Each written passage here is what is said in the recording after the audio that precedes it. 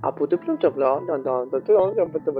día vamos a hablar, en este Cine Club, del cine francés, en especial de esa mágica época donde se dio la Nouvelle Vague.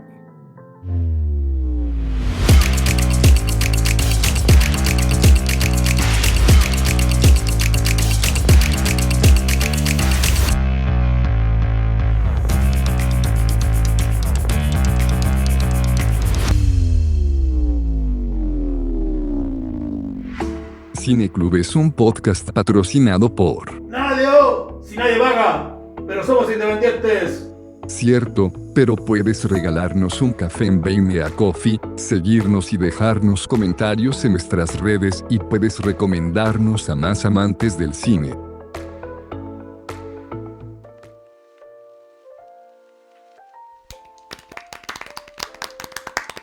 Cine Club, ¿qué tal? ¿Cómo están todos? Hoy muy bien. Hola, hola. Retornando después de mucho. Juanca por acá. Fran por acá. Sí, yo Alejandro, un desterrado del grupo. He vuelto en gloria y majestad para hablar del cine más latero del mundo. No. Partimos con polémica, parece. Al tiro. He vuelto. Muy ¿Y tú, bien, muy Francisca? bien. ¿Cómo estás ahí? Yo bien, retornando a las pistas hace tiempo sin grabar. ¿Y qué forma de volver también? Oye, convocados por una película que yo no la tenía como en los planes de que llegara a ser una grabación, compadre, y yo lo voy a declarar de partida. Ya pasó a ser de mis películas favoritas del año. Totalmente. Mía igual. ¿Sí? Yo quiero hacer Qué un bueno. disclaimer Igual. de que no la terminé, pero lo que llevo me encanta. Pero Fran, guarda la Perdón. magia. Es que estaba muy... No puedo. Yo soy muy sincero como dice Juan Carlos. Yo soy buena para la chuchada y para decir la verdad. ¿Cómo se dice la verité? La La verité, verité. sí, po.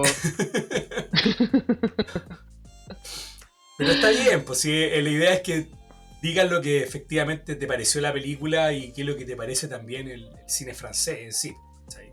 Bueno, hemos hablado, hemos como tanteado alrededor de lo que vamos a hablar hoy día, hemos como tirado una pizca de pimienta recién molida sobre esta conversación, de parmesano, no, eso es italiano, no sé, una ceniza de cigarro sobre esta conversación, eso podría ser más Nouvelle Vague, pero quiero que Juanca, cuenta, tú que convocaste a este grupo, ¿cómo surgió y de qué vamos a hablar hoy día?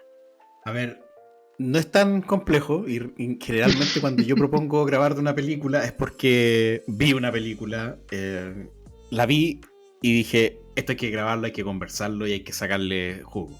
¿Y por qué me parece que es interesante hacer eso cada vez que veo una película que encuentro que tiene material de conversación, que no necesariamente tiene que ser buena, aunque no es este el caso?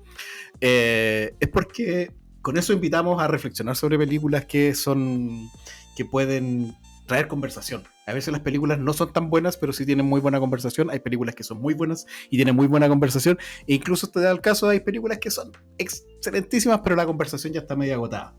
¿Cachai? Sí. Y eso creo que ya no me interesa tanto. O sea, a ver, en algún momento vamos a hablar del Padrino, ¿cachai? Pero creo que la conversación del Padrino la vais a encontrar en todos lados. Sí. Bueno, y hay películas muy interesan estos malas temas. también, que tienen buena conversación, como todas las que ve Pedro Perucci. Sí, po. Sí, sí, oye, Pedro Yo soy Perucci. experto en eso, Oye, así que de hecho, desde ya les digo, mi cine favorito es el cine basura de terror de los 80, 90, así que cuando quieran. Bien. oye, pero si hemos hablado un montón de películas que finalmente los comentarios nos dicen, oye, la película era mala, pero la conversación estuvo increíble. Y eso ya es marca registrada también de un Perfecto. team de Cine Club, así que sí.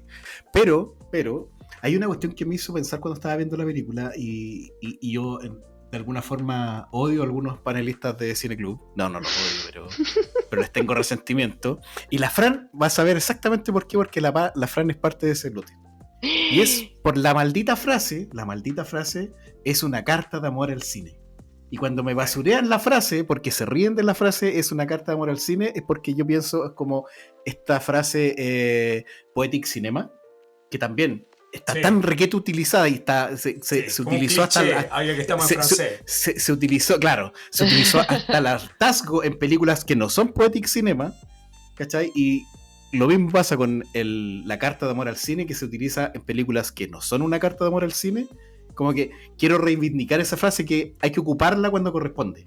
¿Cachai? Sí. Una carta de amor al cine es una película dirigida por o un producto que hace una obra que el artista se la dedica al cine, ¿cachai? Conversa con el cine. Y es lo que pasa con esta película. Es una frase muy poderosa que encapsula, no sé, yo siento que son como varias ideas fundamentales. El cine como tema y motor. ¿Cachai?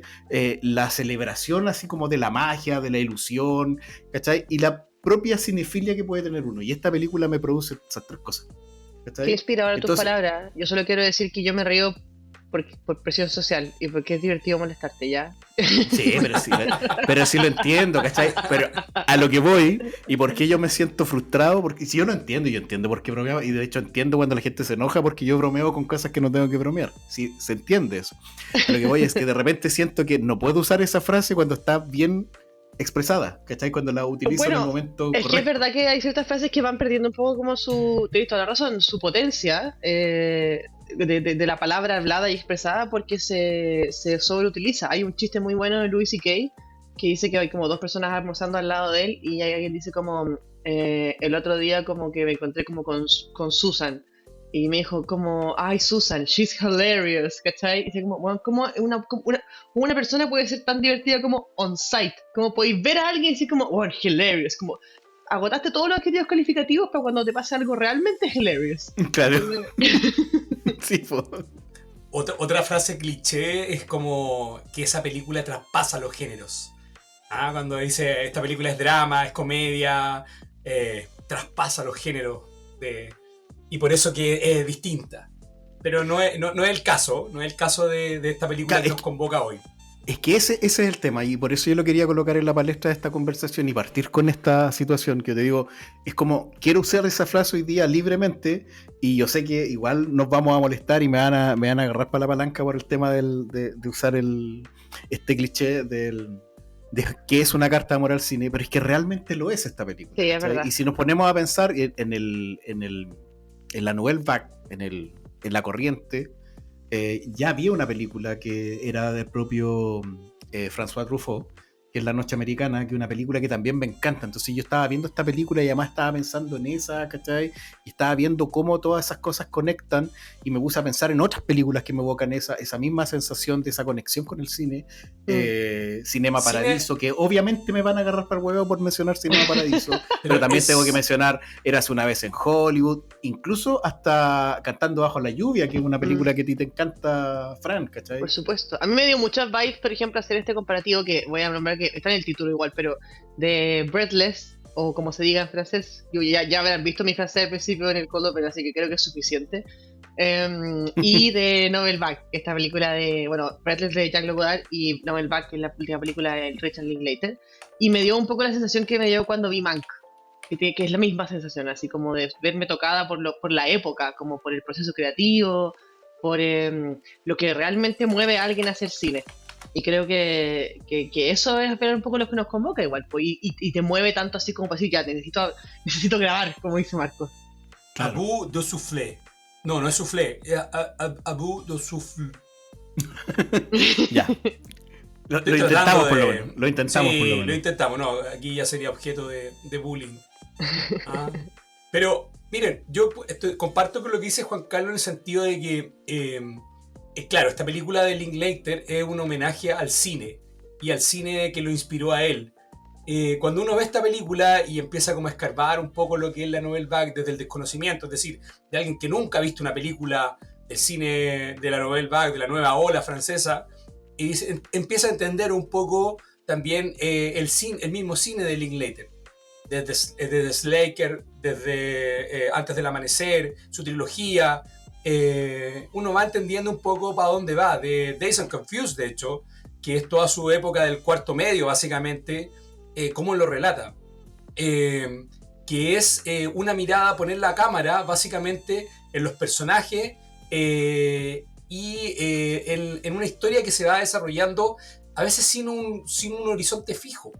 ¿ya? No es como un entramado establecido, es decir, un inicio, un desarrollo y un final, ¿ya? No está estandarizado. Bueno, La una de las nueva reglas, ola... disculpa Alejandro, es que una de las Sí, reglas de la reglas o antirreglas de la Nouvelle Vague era esa, por romper las reglas del cine tradicional, ¿cachai? Y las reglas del cine claramente. tradicional tenían todas esas cosas, sobre todo tenía ahí un nudo en algún momento que teníais que desanudar en la película y acá esas cosas, ¿no? Realmente la mayoría de las películas no sabes exactamente para dónde vas, tienes finales abiertos y eso me parece súper fascinante. Va un poco como respuesta a los franceses cuando surge esta corriente, que es bien improvisada y un poco explosiva, justamente se revela ante el cine, no solamente ante el cine francés de la época, estamos hablando de los años 50, posguerra, muchos países europeos están viviendo una etapa de reconstrucción, eh, unos países más pobres que otros, y se dan cuenta de que efectivamente lo que les exporta Estados Unidos a partir del plan Marshall, es decir, los gringos se instalan en la Europa occidental de la época y les venden este cine, esta cultura a los europeos, y los europeos básicamente la digieren como viene. ¿Ya? Y el cine americano de la época tenía esta estructura muy rígida, y los franceses cuando copian esa estructura lo hacen tal cual, y resulta que lo que ven estas personas cuando van al cine dicen, oye, pero el cine francés no está haciendo nada distinto a lo que está haciendo el cine comercial norteamericano, no me está entregando algo nuevo. Pero sin embargo, estamos viendo que hay dentro de este variopinto mundo que es el cine norteamericano, hay rebeldes, hay personas que piensan distinto, o hay personas que hacen un cine distinto. Y ellos apuntan y ven un poco más allá y empiezan a extraer cine de alguna manera de donde no se ve, ¿ya? Y por eso que es tan importante este cine que es construido por cinéfilos, básicamente. No siempre funciona el cine de cinéfilos, pero la historia nos ha demostrado que el cine construido por gente adicta al cine, o que se nutrió o vivió y consumió cine, fue aquel que ha logrado realizar quizás las mejores películas en la historia del cine. Martin Scorsese, el mismo Quentin Tarantino, a quien se le ocurra a ustedes ver de la misma generación de los 70, la nuevo Hollywood. ¿Quién se le ocurra ver? Son personas, Spielberg, eran todos cinéfilos, gente que los papás los dejaron básicamente pegados a un televisor y después o al cine, porque tenían otras cosas que hacer. Era otra generación también. Los padres básicamente eran padres muy ausentes, y esos niños se refugiaban también en este escaparate que era el cine. Entonces, la Nouvelle Vague de alguna manera surge también como una respuesta de estas personas que consumen una gran cantidad de cine y tienen una idea preconcebida distinta. Es decir, para que nosotros tengamos una identidad, piensen ustedes que Francia siempre fue un país que tuvo una identidad muy diferenciada de los gringos. Charles de Gaulle, que era presidente en esa época, sacó a Francia de la OTAN, porque no estaba de acuerdo cómo los gringos estaban llevando de alguna manera su orientación en contraposición a la Unión Soviética y a un montón de... Él decidió tomar una postura distinta, porque él decía que Francia tenía un poder importante, tenía muchas colonias y qué sé yo, y por tanto tenía una identidad.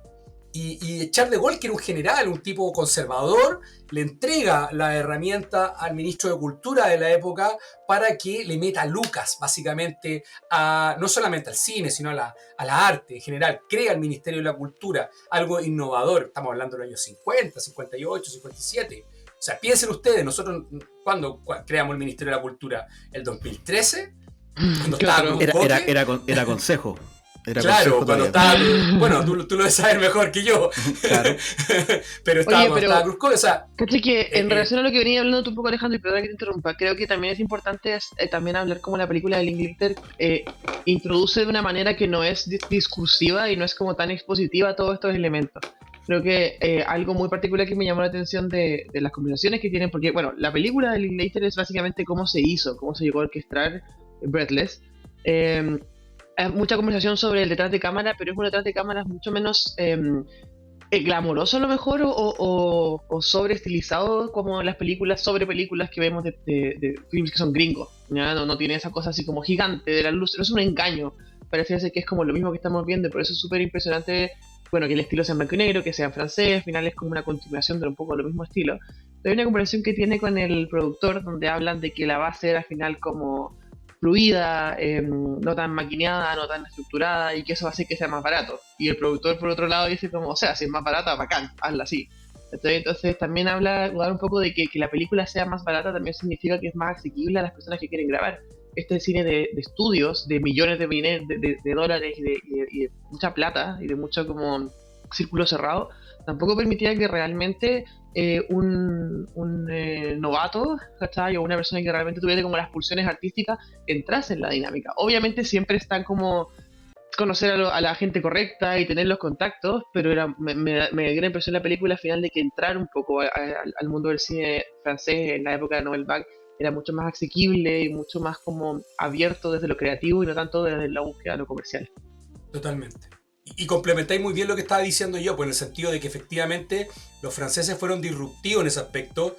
Dijeron, oye, yo no tengo las lucas que tienen los gringos para hacer una película, me están pasando unas lucas por aquí y por allá, y con pocos medios voy a hacer un cine de guerrilla. Es decir, un cine en que yo me voy a poner la cámara en la mano, voy a colocar en un coche, para poder hacer un paneo, y lo que sea. O sea, yo voy a agarrar todos los instrumentos que tenga a la mano para poder armar una película. Por eso que Linklater también es hijo también generación X, no, porque su cine empieza a explotar justamente en los 90. Y en los 90, principios de los 90, es cuando hay una explosión del cine independiente en Estados Unidos, que paradigmáticamente es muy semejante a esa explosión de la Nouvelle Vague. Es decir, muchos autores que con poca plata empiezan a hacer un cine que se centran en la idea, en los personajes y con muy poco dinero. ¿Sabes? Entonces, tiene mucho que ver ese espacio de tiempo también. Oye, mira, hay un asunto que cuando tú estás conversando de todo lo que se tuvo que dar para que esta corriente cobrara vida, tuvo que haber una generación, un montón de personas, un montón de cinéfilos, de gente que veía cine, que pasó de ser esa persona a ser un cineasta. Pero eso no es algo que pueda hacer cualquiera. ¿Por qué? Y lo digo de la forma más sencilla, tú tienes que saberte las reglas para después poder romper las reglas y romperlas bien. O sea que tú no crees lo que dice Jacques Cousteau de que cualquiera puede cocinar aplicado al cine, básicamente. Cualquiera puede cocinar, pero tiene que aprenderse a ver, es que te lo pongo de la siguiente forma: que a mí me pasen plata, me pasen herramientas para me pasen cámaras, me pasen todo lo necesario para una producción, y yo no sé hacer cine, no me sé las reglas del cine, no voy a hacer una película. Claro, tendría que ser un genio así y no podéis inventar todo de cero. Sería muy extraño, ¿cachai? Entonces, para hacer un cine disruptivo, tú te tenés que saber todas las reglas. Entonces, te sabes todas las reglas del cine y probablemente vas a poder hacer el cine tradicional que venían haciendo hasta ese momento. Pero no técnicamente, yo tengo una discrepancia contigo. Quizás no técnicamente, porque la técnica de alguna manera se complementa con las personas que saben hacerlo. Claro, es que por eso tú tenías una producción. Por eso existe la producción en el cine. Pues, si es saber elegir a quién te va a acompañar. Exacto. Por ejemplo, en lo que hace en la película de Linklater, Godard busca a un fotógrafo que había trabajado básicamente en la guerra. O sea, el tipo dijo, yo aprendí en la guerra a hacer fotografía y por tanto tuve que hacerlo con poca plata o con pocos recursos y tuve que poner bien el ojo. O sea, ya bueno, y eso también es porque la cámara la puede hacer. Y es también muy práctico porque lo que dice la película es que la cámara es liviana y que eso tampoco... eso es lo interesante de la forma en la que se plantea el desafío de grabar la película, es desde lo práctico. Está el arte y está lo teórico, pero también para poder llegar a ser la visión artística que tiene que entender que tiene que hacer ciertos compromisos como prácticos. Entonces, ¿qué elige? Elige un fotógrafo de guerra porque está acostumbrado a trabajar con una cámara que es liviana y que es chica y que por ende puede mover fácilmente. Ya, por eso, entonces, quiero cerrando la idea y justamente con eso... Godard o esta gente que quería romper estos cánones, lo que necesitaba, por ejemplo, era tener una cámara móvil, grabar en la calle, ¿cachai? Hacerlo que fuera realista. Y eso, para lograrlo, ellos tuvieron que aplicar el ingenio, pero como ya sabían cuál era la mecánica, ¿cachai? Lo que querían lograr visualmente, esas reglas son las que yo digo que ellos tenían que romper, y por lo tanto sabían cómo. Las manejaban al revés y al derecho, las habían criticado durante toda su vida, las habían visto un montón de veces en quién sabe cuántos millones de horas de metraje que habían visto y habían criticado. Por lo tanto, ahí es donde aparece como esta parte mágica, ¿cachai? Y por eso, y ahí la pregunta, porque esto no apareció de la nada. ¿Quiénes fueron los precursores? Yo sé que tú lo sabes, Alejandro, y quiénes fueron los que explotan en esta corriente. Bueno, esta corriente surge como, a ver, yo lo dije un poco al inicio, pensemos en Europa, posguerra, devastada. Los primeros que empiezan con una idea similar son los italianos, básicamente. Los italianos con el neorrealismo. Cuando, bueno, De Sica, Rossellini, nombres que les pueden sonar ahí un poco, pero son grandes. Y Rossellini aparece en la película. De hecho, aparece en la película y es un tipo bastante. Es bien cómico el personaje de Rossellini. Porque también es muy económico en su vida. Él es como se está robando los canapés, ¿cachai? Es un tipo como muy suelto en su forma de ser. ¿Ya? Pero el neorrealismo es el antecedente de la Nouvelle Vague, porque básicamente los italianos, que también tenían una cultura también antiquísima, aprovechan esta circunstancia para demostrar qué es lo que había quedado en el país y la pobreza tremenda que había sufrido como consecuencia de haber perdido la guerra en Italia. Roma ciudad abierta es una oda a esa idea. Y la pobreza que uno ve en Ladrón de Bicicleta y una serie de películas es un telón de fondo a una historia muy potente. En Chile después se logró, o se intentó también capturar eso con algunos autores, como Aldo Francia, Patricio Caulen, también que hicieron películas que reflejaban también la pobreza de la época, pero con historias potentes, porque no sacáis, para eso te transforman en documentalista, básicamente, a poder enfocar a niñitos con pies descalzos corriendo en la calle. No, eran historias muy potentes que de verdad te encogían el corazón. Y ese antecedente fue el que tomó la Nouvelle Vague como para poder decir, oye, yo puedo hacer cine con poca plata y puedo hacer buen cine, ¿ya? Y claro, tomaron de ahí, y también tomaron sabiendo que hay autores norteamericanos que, haciendo producciones grandes, también tenían el ojo bien puesto, como el mismo Orson Welles. Tenían a Nicholas Ray, que había hecho Rebelde sin Causa, que es un autor que, para hablar un podcast completo respecto a él, pero que fue una gran inspiración para Nouvelle Vague. El mismo Hitchcock también, en la forma en cómo él narraba la historia y la técnica que utilizaba también para narrar una historia también. Porque él también usaba de un argumento bastante escaso, te transformaba una historia muy potente. Y todas esas cosas se van sumando a este componente, que son gente que, como hablábamos al inicio, son muy cinéfilas, y por tanto ellos de alguna manera convergen en esta revista que es Cahiers de Cinema, que existe hasta el día de hoy básicamente, y donde se juntan estas personas, y es una confluencia bastante afortunada, porque después Francia pudo comer de su cultura, su cine, pudo comer de eso durante 30, 40 años incluso.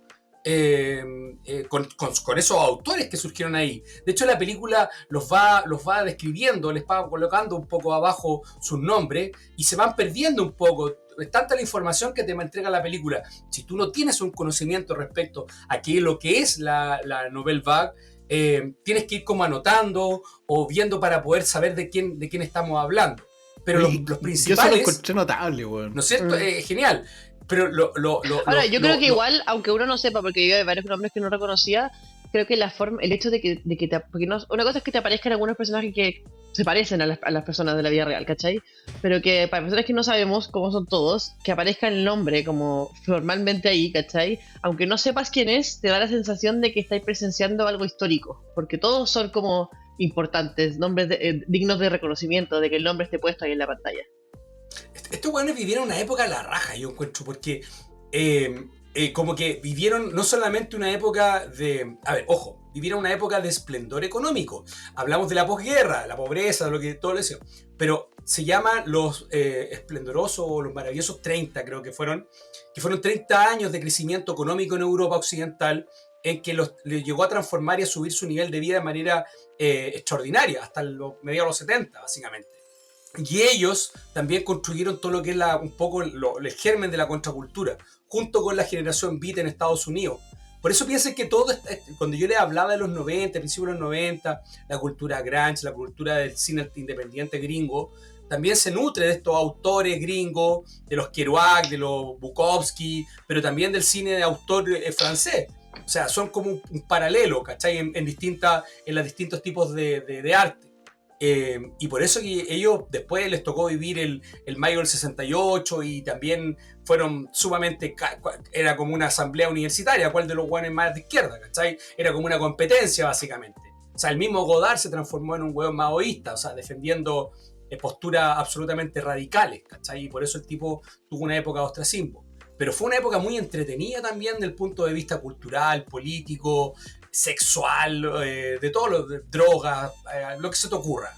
Entonces fue una época muy efervescente y muy entretenida.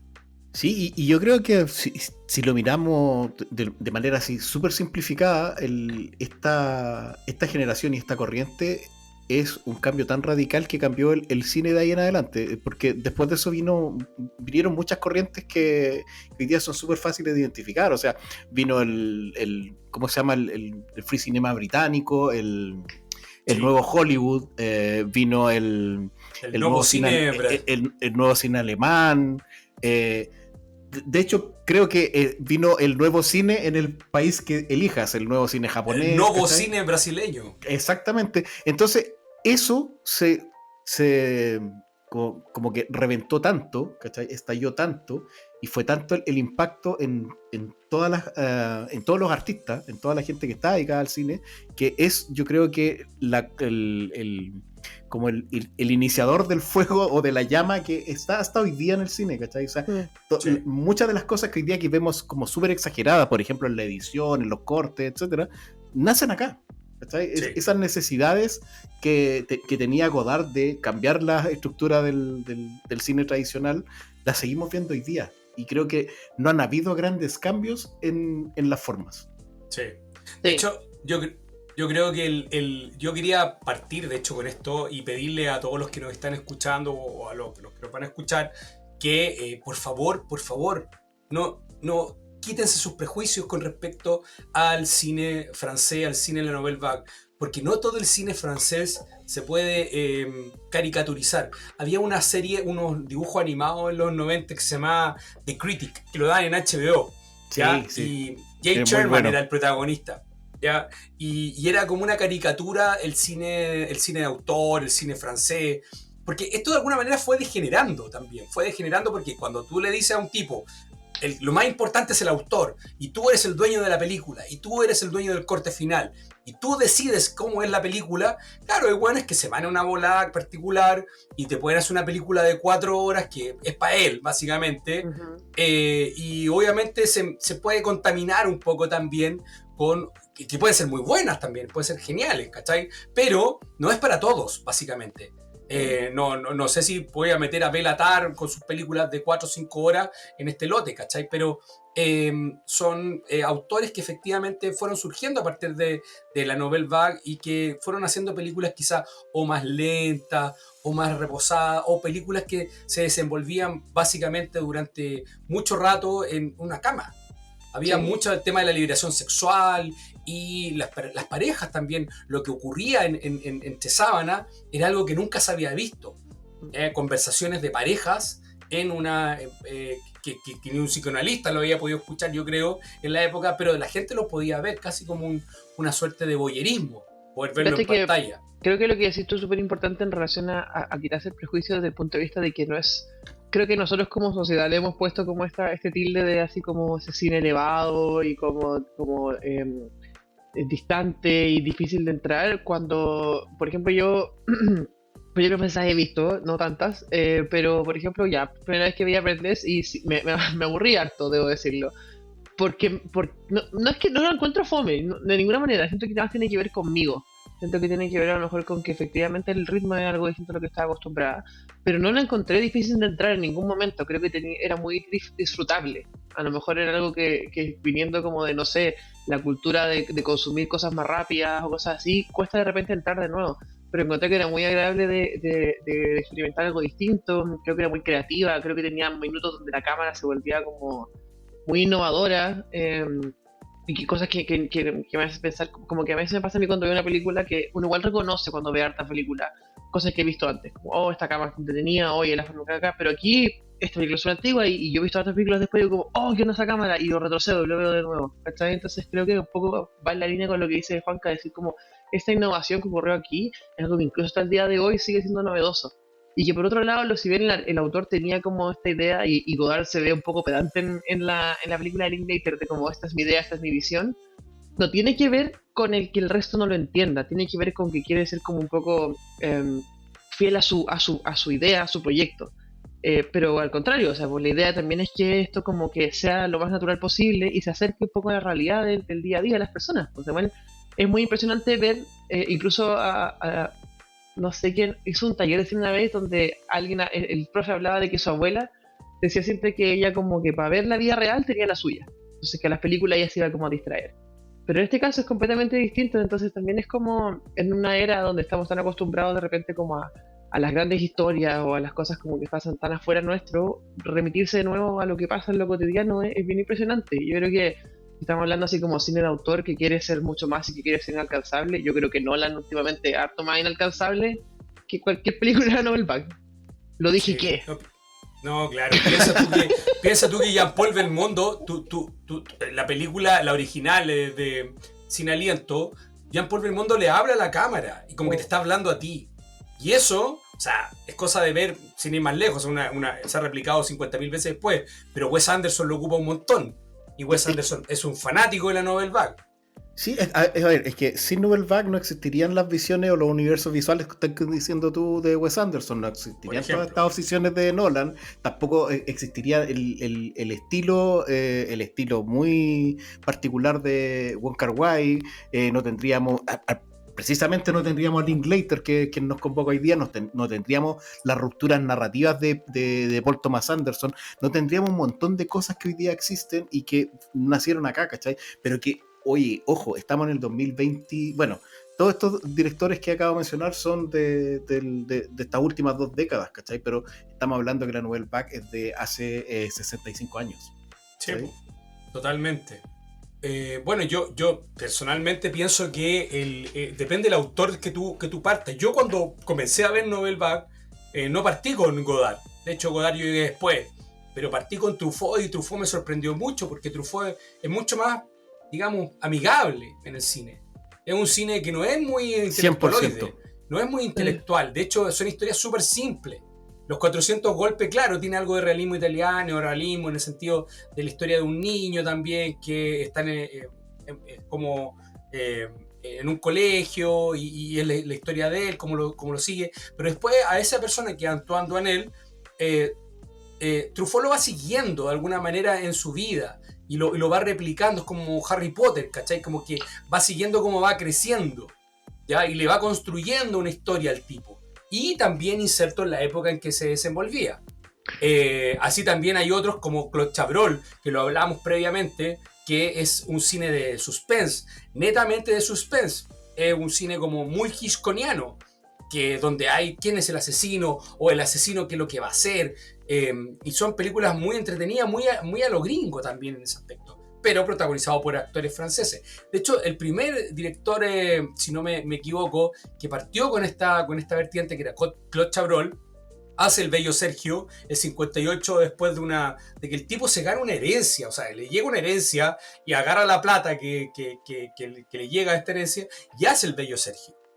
Yo conozco una historia muy parecida de un amigo, un compañero de colegio, que el tipo fue el que me introdujo un poco en la pasta del cine de terror cuando yo era chico, y él vivía en Estados Unidos y traía una revista Fangoria, y traía a Freddy Krueger, y yo como que me metí mucho en el cine de terror de la época, íbamos a ver películas malas de terror al cine de repente, y sabíamos quiénes actuaban, quiénes dirigían, y él sabía que después bueno, con el tiempo se ganó una herencia, no es que se ganó una herencia, su papá que vivía en Estados Unidos básicamente falleció y le llegó una herencia, y el tipo hizo una película de terror, entonces, Qué bacán. si amas el cine y te llega una plata que tú no esperás, y de repente hay gente que se compra una casa, hay gente que, no sé, puede invertirlo en un viaje, pero este weón hizo una película básicamente con la plata que se ganó, ¿cachai? Que creo que hay algo me ahí llamó la también que atención tiene que cuando ver. leía- Dale, perdón. Dale. Bueno, que es interesante lo que dices tú, porque yo creo que a todas las personas que nos gustan las películas harto, hay algo como que, y por eso hablamos de cine también, como que no es suficiente con verlo, hay como que manosearlo, como manipularlo, ¿cachai? Como experimentarlo, vivirlo, compartirlo en un podcast, escribir una crítica, y también es interesante eso el contexto de lo mismo que decíamos de la Novel Back, de nacer un poco de la crítica y del conocimiento, hacia aplicarlo y empezar a implementarlo como en la práctica. Totalmente. De hecho, ese es el germen, o yo creo que la enseñanza que busca transmitir esta generación, o al menos estos críticos, de que tú puedes hacer una película, tú con 2 pesos puedes hacer una película. De hecho, yo cuando era chico, yo estoy hablando a principios de los 90, yo estaba en el colegio y agarré una cámara, mi mamá tenía una cámara con un VHS, y yo salía a la calle y grababa cosas con mis amigos, porque yo estaba imbuido también en toda esa literatura, que te decían los mismos directores independientes gringos, oye, tú puedes hacer una película. El problema es que claramente era un cabro chico y no tenía los medios para poder hacerlo, y hacíamos puras tonteras, ¿cachai? Hacíamos videoclips básicamente. Pero sí, estaba esa intención también de poder hacer cine o hacer cosas a partir de pocos medios. Y yo creo que esa es un poco la idea que transmite esta generación, y que después obviamente fue tomando caminos muy distintos cada uno. Yo reconozco que a mí me gusta mucho un autor que es parte de la Novel Vague, que es Eric Romer, pero yo sinceramente digo, Eric Romer no es para todos. Me encanta Eric Romer, yo disfruto las películas de Eric Romer, pero yo la puedo ver con 3 personas, y de las 3 personas a uno quizás le guste, ¿sí? Porque obviamente es un cine más lento, un cine Ya, pero costumbrista. recomienda una de Romer para todo público. Yo recomiendo, a ver, las películas como más actuales que tiene, que son de los 90, porque imagínate, un weón que empezó en los 60 a hacer Mi Noche con Maud, pero yo recomendaría, tiene una trilogía que se llama Los cuentos de las 3 estaciones, de las 4 estaciones.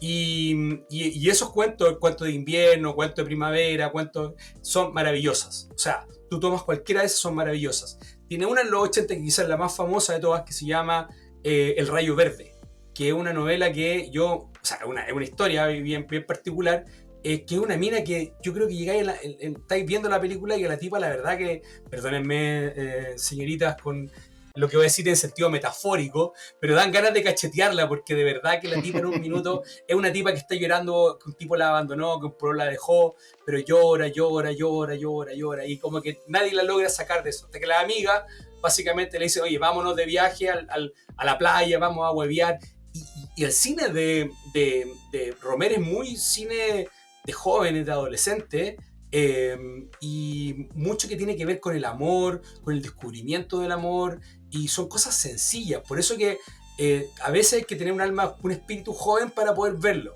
en ese sentido.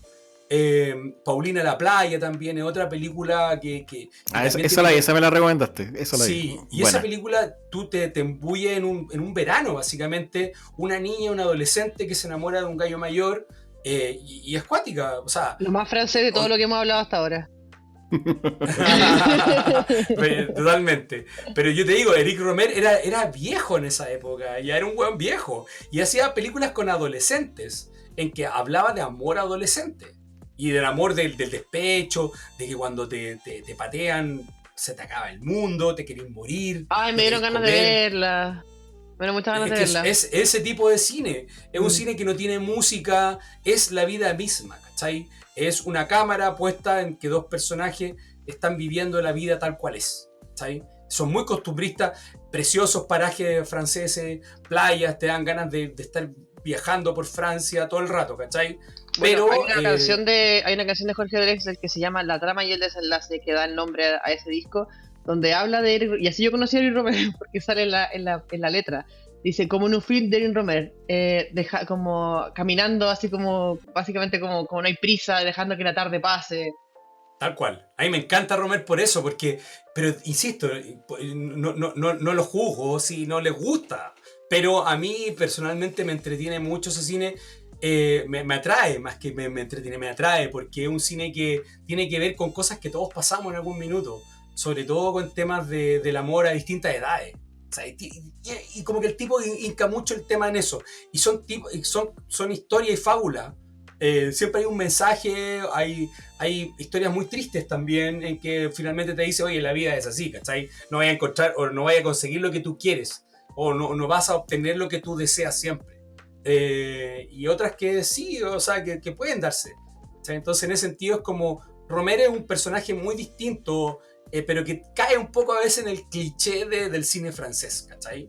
Pero es de los que más me gustan, curiosamente. Lo encontré Oye, muy pero interesante, que metía. Es buena, tenéis que ver esa película. Oye, a mí me parece interesante que llevamos 40 minutos conversando de esta corriente.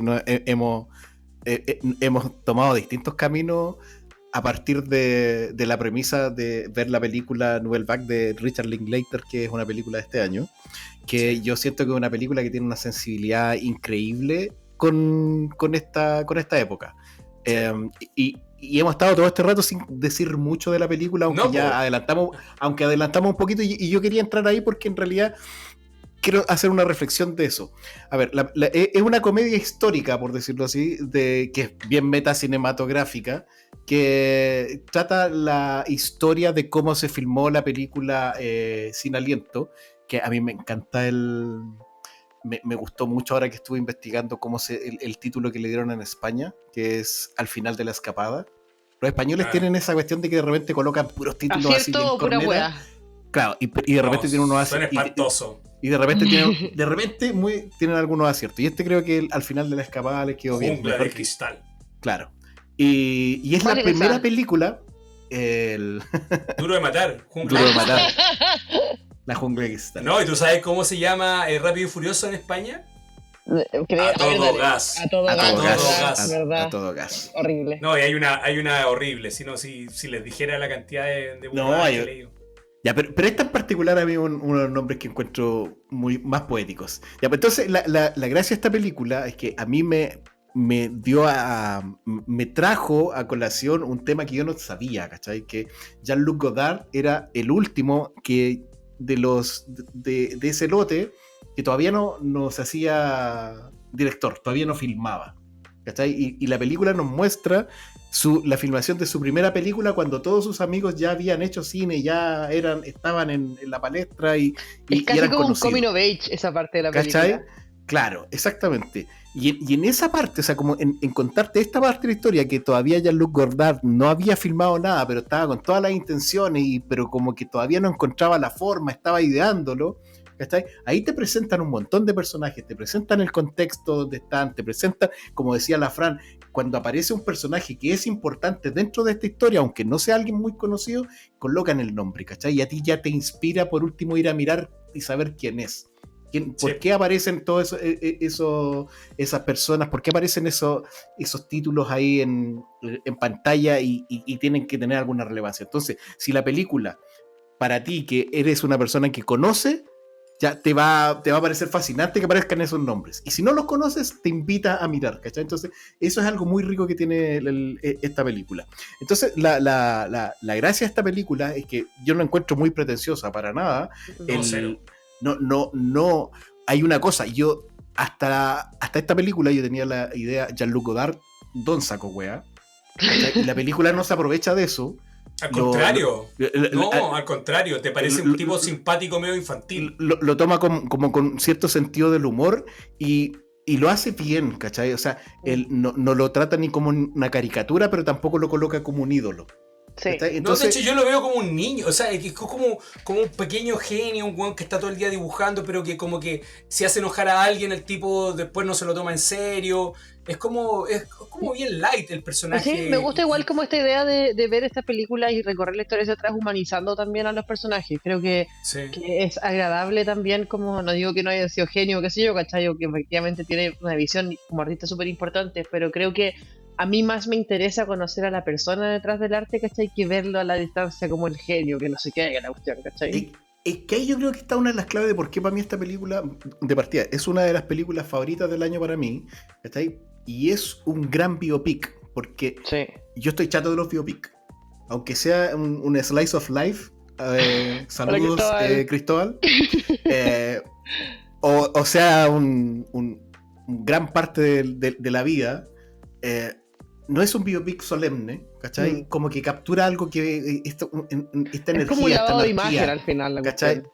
No sé si el lado de imagen, yo creo que lo está presentando como debió ser presentado. Yo creo que todos No, no, conocemos a no, yo digo Jean-Luc que los Godard como, biopic actuales son como lavados de ah, imagen. sí, totalmente, y eso es lo que más me Ah, sí. carga, ¿cachai? Y captura como este espíritu más juvenil, no sé, como estáis diciendo tú, como bien, no sé, y que define al Como Godard medio y define juguetón, eso, medio como y, hueveando al resto. y además te presenta muy bien a los colaboradores Mm. y cómo se hace esta cuestión, ¿cachai? Entonces por eso yo partí con lo que para mí es esencial, realmente es una carta de amor al cine, Sí. porque es lo que le gusta mucho a Linklater, que es el autor y la forma de hacer cine. Sí, ¿Cachai? pues, Sí. Y entiendo lo esta colaborativo película lo entrega súper también. bien. Y lo que hablábamos Eso. antes de que puede ser efectivamente muy genial, pero no puede hacerlo sin el apoyo y sin el acompañamiento del resto. Y eso también es lindo ver como yo creo que cuando uno también se mete como en esto, empezar a reconocer también otros nombres dentro del cine, empezar a reconocer a los editores, ¿cachai? Los diseñadores de vestuario, onda, nosotros somos los únicos hueones, o sea, la gente que le gusta el cine, que celebra esas categorías en los Oscars, ¿cachai? El resto es como que va a ver a los actores, a los directores y mejor película. Y uno ahí como, hueón, mejores efectos especiales, bien, conchetumadre, y sabía el nombre de ese hueón porque ya vi viendo muchas películas de él, ¿cachai? También, entonces creo que eso también es rico ver esa parte del equipo colectivo creativo celebrado acá. Hay una cosa que quiero y necesito comentar de lo que veníamos hablando, es que inicialmente cuando vi la película, y cuando pensé que era en francés, dije como, ¿por qué Linklater está dirigiendo esta película? ¿Cachai? Como que acá habrá generado esto así como revuelto como en los franceses, así como que a alguien les toque algo tan de ellos. Pero después también empecé a verla y dije como, obvio, ¿cachai? Como que una de mis películas favoritas son la trilogía de la Before Trilogy. Y tú cuando revisas un poco cómo se hizo esa película, es exactamente el proceso de Godard, ¿cachai? Es ir construyendo en la marcha, el ir trabajando con los actores, la espontaneidad, el que la cámara sea como una forma de retratar lo que está ocurriendo. Veis también el proceso, por ejemplo, de cómo hizo Boyhood, que es un poco parecido a lo que comentabas, me recordó eso, porque comentabas tú, Alejandro, esto como de seguir a un actor y tomarlo en momentos distintos de su vida. ¿Cachai? Entonces es como un weón que claramente se siente inspirado por él. Entonces también es bonito ver como la visión de un fan, básicamente. Sí. Piensen ustedes que también Linklater es como, yo creo que él se crió un poco con esta cultura, es como generacionalmente más parecido a Tarantino, o sea, como de la edad. Ujú. O sea, son gente que ellos ya eran más adolescentes en los 70, básicamente, y muchas de estas películas le fueron llegando también por el cine, porque el cine era todo, o sea, la televisión, si bien era una cápsula en que habían escape, pero el cine tú podías encontrar de repente en estos cines rotativos, podías ver películas nuevamente y podías encontrarlas, básicamente. Entonces, yo creo que Linklater es un poco hijo de esta. Es como, a ver, yo que soy un poco más viejo, soy de la generación X. Yo en Chile en los 80, cuando era chico, muy chico, nosotros veíamos cine o televisión, serie, película, incluso de fines de los 70, porque nosotros estábamos desfasados por un tema de la cultura. Ahora todo es muy inmediato, o sea, tú puedes ver la película que se estrenó en 2000, ahora en noviembre del 2025 lo puedes ver hoy día, pero eso antes era impensado, o sea, está ahí con un desfase a veces de muchos años. Nosotros llegamos a ver series en la televisión que eran de los 60, no sé, estoy pensando en Área 12, series muy antiguas, y Las calles de San Francisco eran en principio de los 70, lo dan en la televisión en los 80, o mediados de los 80. Entonces, Ojo, que ellos yo creo que el amor que tienen por este tipo de cine radica un poco también en cómo se criaron, cómo se formaron, viendo no solamente un cine comercial, sino también apostando a eso.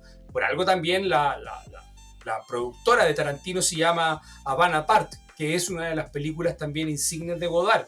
Godard tuvo una época muy fructífera en la primera mitad de los 60, donde surgen la gran parte de los grandes íconos del cine de él. El tipo hizo una cantidad de películas extraordinarias. Yo les recomiendo ver alguna, cualquiera, incluso pueden ver Sin Aliento también, sin problema. No es una película larga, es una película de 1 hora y media. Sí, cortísima. Sí, pues, Son películas cortas. O sea, oye, pero es que hay que decirlo. Tú, si no has visto a Godard y vas a ver Nouvelle Vague por recomendación de nosotros, Tienes yo te que ver, aseguro que sí. vas a ver Sin Aliento después. Eso Sí. va a ser Incluso inmediato. yo recomendaría ver Sin Aliento antes. Creo que yo lo hice en ese orden. Yo hice Sin Aliento antes y después vino el Valle y creo que por eso también no sé si hay un orden definido, pero creo que Novel Back crece también mucho por eso, porque reconoce cosas chicas, no sé, por ejemplo, el personaje el personaje principal de Sin Aliento está constantemente comprando papeles de diario, ¿cachai? Diario, los revisa. Jean-Paul Y Belmondo. yo decía, ¿por qué chucha tiene tantos diarios, güey? Se han pasado como 2 días. Y después en Novelback te das cuenta de que, como por un comentario muy a la pasada, de que está revisando el diario para ver si que sale la foto al final de que ha sido como detectado Sí, por la po, policía. Entonces son distintas pequeñas Sí, cositas, po. ¿cachai? Que son como Es que te dan más información de la película, y esa weá para un cinéfilo es como, ¡ah! Quiero saber todo. Sí, pues es como que el güey estuviera revisando en su celular todo el rato si aparece la foto de él en la Exacto. noticia. Básicamente.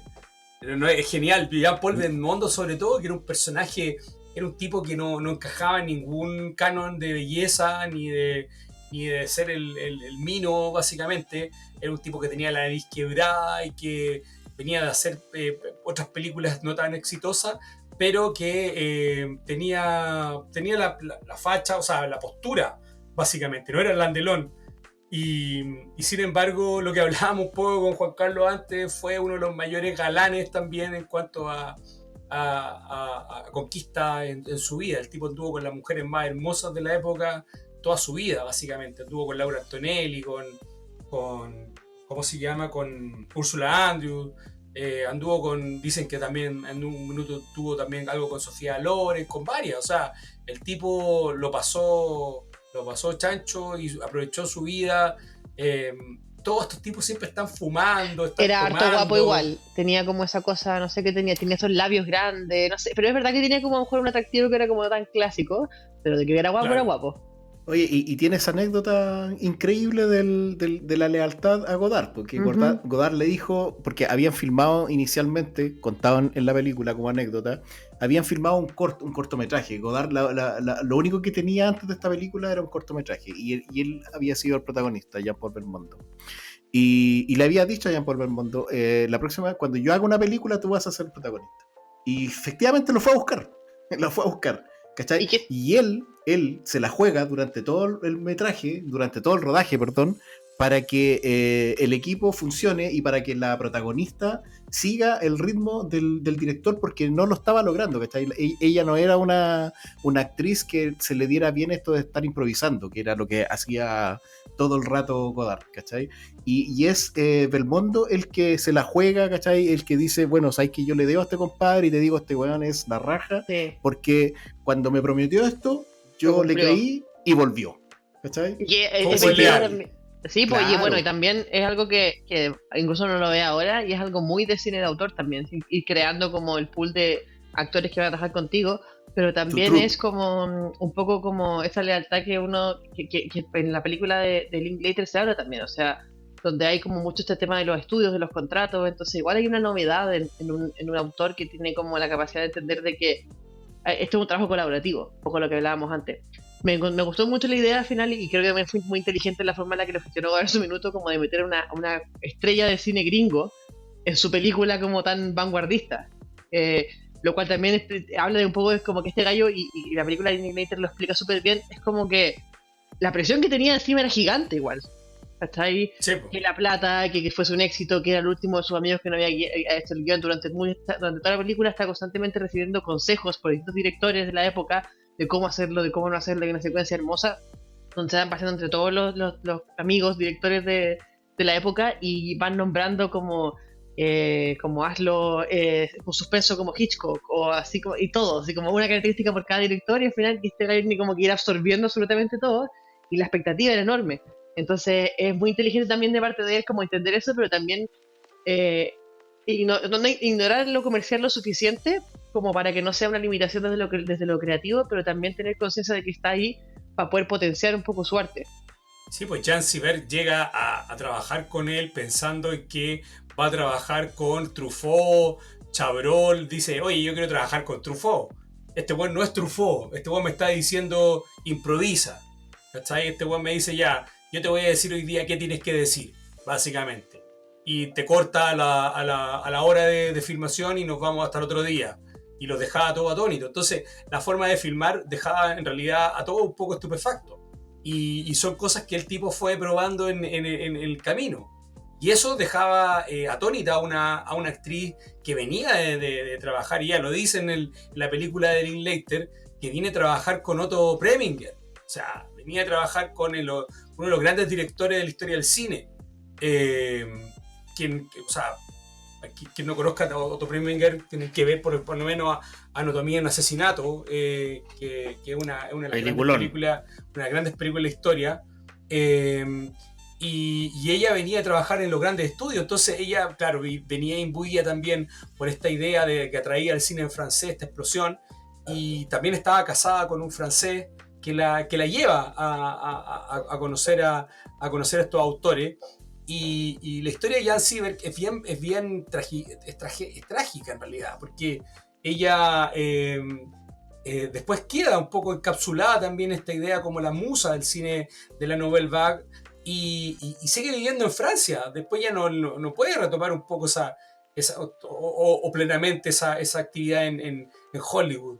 Y ella muere muy joven, muere a los 40 años, básicamente. Oye, sí, me llamó mucho la atención una sobredosis. eso. Sí, ya dicen que murió por una sobredosis muy extraña, muy extraña. En los 70 pasaban cosas muy raras. Y ella murió con una sobredosis adentro de un auto. En ese tiempo no había muchos mecanismos para poder determinar de qué manera, cómo ella se pudo meter no sé cuántos barbitúricos, y dejó una nota muy escuálida dirigida a su hijo e hija. Sospechoso. Fue muy extraño. Sospechosa la wea. Súper sospechosa la wea. Oye, a mí me pasa algo con ella, perdón, Juan, que te interrumpa, pero no, dale. Que si bien la película a mí me costó a momentos, y yo creo que a lo mejor estoy cansada, sería bueno, auditores, que ustedes no tomen mi comentario con calma y se den su propia opinión, igual que todas las cosas que recomendamos acá. Pero sí me pasó que cuando aparecía la Jan Siberg en la pantalla me despertaba, como que me enganchaba, tiene algo que ver como con la energía que ella aporta, la energía que brinda, y sin ser tampoco como esta idea así como de la imagen femenina idealizada sin tener como fondo. O sea, me parece que es un personaje muy interesante el de ella. Me desagradó mucho el personaje masculino, era profundamente desagradable. También a lo mejor de la época, pero bueno. Pero es una mujer moderna también, hablando y criticando hombres de otros años. Pero ella era muy atractiva desde su fisicalidad, desde su como apariencia física. El casting de la Zoe Dutch como la actriz de la película nueva es igual, weón. Es igual. Yo lo busqué en internet y dije, esta weón es como la nieta. Es igual, la cagó. Están muy bien casteados los actores. Todo, están muy bien casteados. Muy bien casteados, sí. Oye, mira, yo me voy a agarrar de eso porque siento que Linklater hace una excelente cápsula del tiempo, y el hecho de que a ti te desagraden los hombres y te agrade este magnetismo de este personaje femenino es porque está tratando de retratarlos como eran, ¿cachai? Cuáles eran sus personalidades, y lo logra, ¿cachai?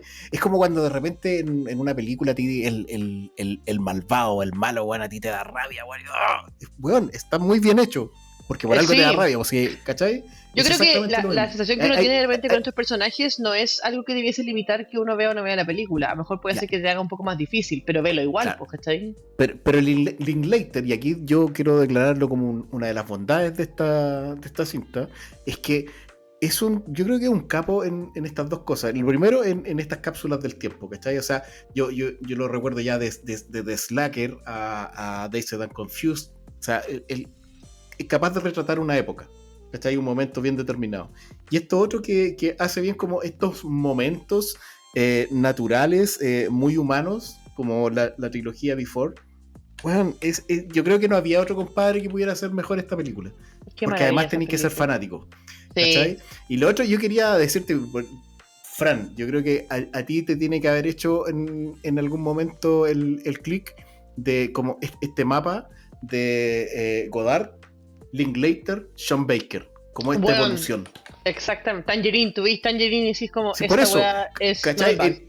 Esto disruptivo que tenía Godard, ¿cachai? Esta forma de filmar que tiene Linklater y lo disruptivo y esta evolución, ¿cachai? Lleva al siglo XXI que tiene Sean Baker, man, es casi como un pasaje. Sí, es la evolución natural. Oye, estaba cachando una cosa, chiquillo, a propósito que tú mencionaste a la Zoe Dutch, que ellos trabajaron, esta mina trabajó también en Everybody Wants Some, que es una historia de adolescentes en los 80 en la universidad. Dazed and Confused, una película del 94, es el último día de el colegio de básicamente ¿Sí? Linklater. Es una suerte de autobiografía en Texas en ese año, el año 76. Y Everybody Wants Some es inicio de los 80 en la universidad.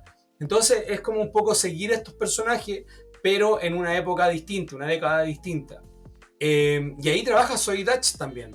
Y trabaja Glenn Powell, que es uno de los protagonistas. Yo de Otro verdad hombre guapo. se la recomiendo bastante esa película porque a mí hay una escena que, a ver, quizás voy a ser un poco alumbrado con lo que voy a decir, pero que a los que estuvimos en la universidad y estudiamos en la universidad nos ha pasado, sobre todo cuando tú tienes muchos compañeros que vienen de otros lados, que hay una escena en que el tipo, llegan un montón de cabros a una pieza y van a escuchar una canción de, quizás Juan Carlos se va a reír con esto, Pero van a escuchar estáis hablando de Everybody Wants Some, ¿cierto? Everybody Wants Some, sí, ¿Ya? de Linklater. Sí, del Y 2016. sí, y van a escuchar una canción de Pink Floyd. Y el tipo saca un bong, no sé si un bong o algo, no, saca unos pitos, pero es algo que ya no ocurre. O sea, yo personalmente no me imagino que no, pero ocurrió alguna vez, Yo que creo que era sí. juntarse con amigos, hacer una... No creo, sinceramente no creo por el nivel de música hoy día. No, En que pero se ese nivel juntan no. Pero incluso en una... el escuchar un disco entero, que esto yo lo he escuchado a Juan Pablo, el darse el tiempo, o sea, Juan Carlos, de darse el tiempo de escuchar el disco completo, así de principio a fin, eso ya no se da incluso. No se da. Por eso te dice, y más Malditos. encima en comunidad, o sea, si juntarte con tu compañero de universidad, estás en universidad, te junté con tus amigos, se fuman unos pitos, para escuchar un disco y saber que esta canción tiene un ruido, o aquí suena un timbal, o tratar de usar lo que estáis, para lo que estáis fumando, para usarlo con un sentido de llegar a la música y también de darle un sentido más de compartir cosas. Aprovechar tus sentidos exacerbados. Ya, pero yo Exacto. tengo una pregunta seria. ¿Ustedes lo hacían con esa intención? Así como, porque parece bien académico lo que me están describiendo. A mí me pasó, lo que pasa es que a mí me pasó con, en la época cuando salieron, a propósito que salieron los anthologies de los Beatles. Cuando salieron los anthologies de los Beatles como mediados de los 90, 96, por ahí, pasó eso, que un amigo llegó con los anthologies y hicimos todo un ceremonial con marihuana básicamente para poder escucharlos. Y, y era como escuchar cómo sonaban estos demos previo a esta obra maestra que estos tipos están armando básicamente. Estaban en una suerte de ensayo-error todo el rato. Me estoy alejando un poco de lo que estábamos hablando, pero era rescatar una película de Linklater que me parece que debe ser reconocida o recogida también por los que nos están escuchando. Si pueden verla, van a recordar esa escena también en que el tipo que los convoca es uno que después trabajó en Black Mirror también. Es uno de los protagonistas en la serie, uno de los capítulos de Black Mirror. Yo por lo menos no la había pensado como una hermana espiritual de Dazed and Confused, pero la voy a... Yo creo que sí, porque son los compañeros de universidad, básicamente. El otro era el colegio, cuarto medio. No sé, Ya, sí, toda la un razón. link later.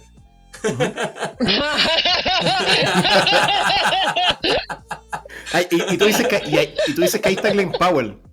Sí, ahí trabaja Glenn Powell. Ya, porque después trabaja con Glenn Powell. Hace poco hizo una Qué buen película chiste. de Hitman. Sí. No Sí. muy buena, pero. No, pero No, sí, no. ese hombre está ahí. Mira, este weón se va a pegar como. Yo no sé, no tengo la palabra ahora como con quién compararlo, pero va a ser ahora puras weas comerciales y después se va a pegar así como una película donde sacar una actuación brutal y va a quedar así cimentado. Pero esta es una buena carrera, encuentro yo. Como que la gente sabe quién es, sabe dónde va, atrae público. Sí. No, el tipo está aprovechando y el nuevo Tom Cruise, básicamente. Tom Cruise lo apadrinó. Le dijo, oye, este es el nuevo weón del cine de acción, él puede ser el nuevo yo. La diferencia es que el Glenn Powell es más alto y más mino y más talentoso. Ah. Nada más. No voy a emitir comentarios porque si no se vería muy gay. Bueno, estaba hablando de cine francés también, de las libertades Ah, ya están así bueno. extendidas. Claro, lo heteronormado no corre acá. Ay. Oye, quiero tomar un poco lo que venían ahí conversando y creo que me ha gustado esta conversación porque creo que cuando uno busca sobre Novelback, sobre Sin Aliento, es un poco lo que este prejuicio de como cine francés y lo que es y todo, también es algo que muchas veces se toman las personas que hablan de cine. Entonces se ve tan distante, se ve tan difícil como de entrar y de aprender, y yo aprendí un montón de día de ustedes dos, porque ustedes saben mucho más que yo, y ha sido súper como amigable. Creo que como cuando el cine se vuelve así como medio... ¿cuál es la palabra? Como... Ay... mm, como tan elevado, tanto... oye, yo sé todo, ¿Elitista? Sobre intelectual. elitista, esa es la palabra, elitista. ¿Cachai?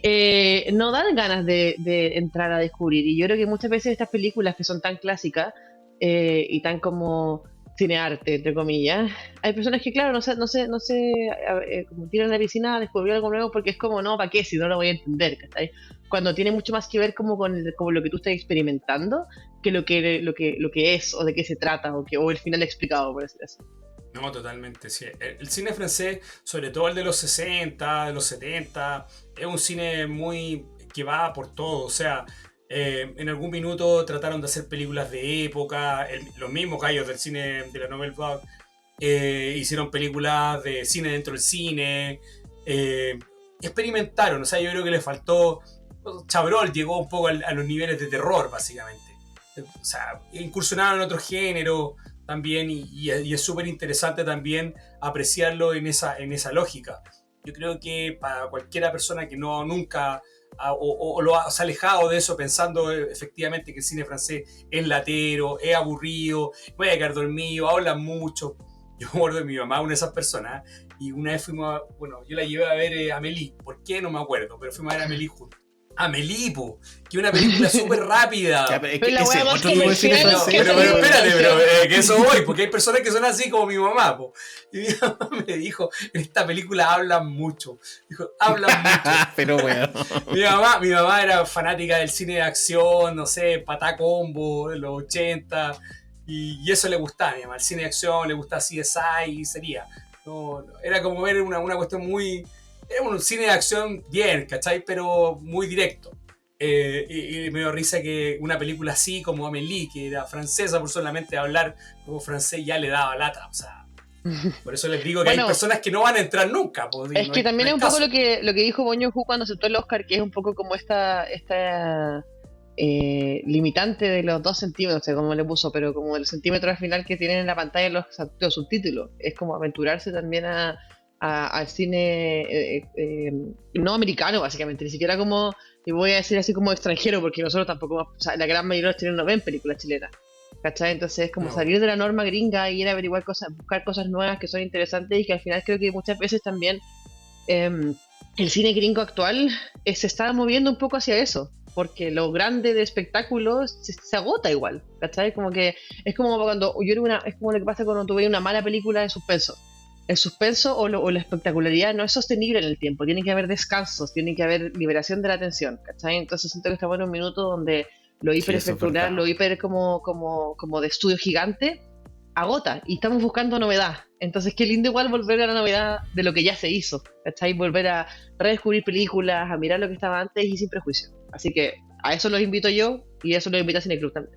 Totalmente. Y qué buen bonito. cierre, yo creo, porque al final yo creo que la idea es que el cine, bueno, hay una frase por ahí que dice que no hay un mal cine si no hay películas que nunca hay visto. O sea, cine que nunca hay visto.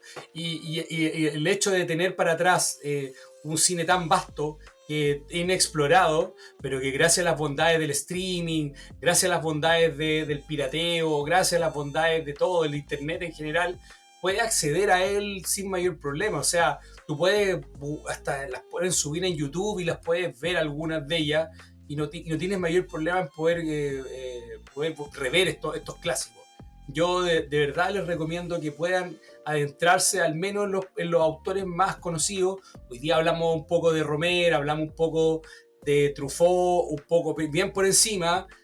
Chabrol, les vuelvo a recomendar, con Juan Carlos alguna vez quisimos hablar del Carnicero, muy recomendadísima película. Yo me voy a Hablaste de jugar esa Rossellini, conversación cuando quieran hablar. mencionaste a Rossellini también. ¿Cómo? Perdón. Que mencionaste a Rossellini también.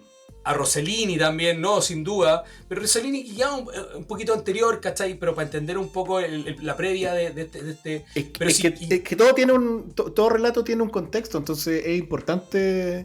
Por ejemplo, Rossellini es muy importante en el contexto. Entonces, cuando tú lo mencionaste, era porque había algo importante que haya transmitido él a esta generación. Claro. Hay una película que es de los 50, que trabaja la que después sería la señora de Rossellini, que era Ingmar Bergman, que fue Reina, Viaje a Roma. hermosa. Mira. Y esa película, Viaggio Italia, así Viaggio Italia, que es una película muy, muy, muy, muy maravillosa. Yo también la recomiendo. Ahora, insisto, cine francés, que de repente incluso el cine italiano nos parece más amigable por todas estas comedias medias picarescas también que surgieron en los 70 y en los 80. Era más fácil llegar. En Chile, de hecho, se dieron mucho en el cine italiano porque venían la misma La Jaula de las Locas, no sé, las películas de Adriano Celentano, de Ornella Muti. Eran películas de Gloria Guida, películas que uno podía ir a ver al cine, mayores de 18, 21 años en la época, y uno podía acceder a un tipo de cine, digamos, más fresco, medio picarón, ¿cachai? Que no era muy distinto del alma del chileno, ¿cachai? No estaba viendo un Morandé con compañía en que había una escolar, no sé, o la profesora que mostraba las piernas, qué sé yo. En cambio, el cine francés siempre se encapsuló un poco también en este cine más elevado o en este elitismo que hablaba la Fran. Entonces, como te digo, hay mucho de prejuicio o de ideas preconcebidas con respecto a él, que siempre es bueno tratar de desmitificar y que la gente no tenga miedo a acercarse a poder verlo o poder acercarse y tener, ya que tenemos toda la herramienta a mano para poder hacerlo. Me encanta que hablamos de Francia, cine, como mucha cultura y terminamos hablando de Mandé con compañía. Qué maravilla, weón. ¿No encontráis como el ciclo de la vida? Oye, Es que el cine italiano es como eso, el cine italiano picaresco, es como Sí, eso, como sí, de todas maneras. falta el enano, Tiene esos toques. ahí, claro. Por lo menos blanco y negro, era como algo así como un poquito más elevado. Mandé con compañía perdió la oportunidad de ser elegante haciéndolo blanco y negro. Bueno, está bien. Oye, Alejandro, voy a aprovechar de proponer algo, a ver si te animáis. Jean-Pierre Jeunet en otro episodio. Ahí hablamos de Amélie.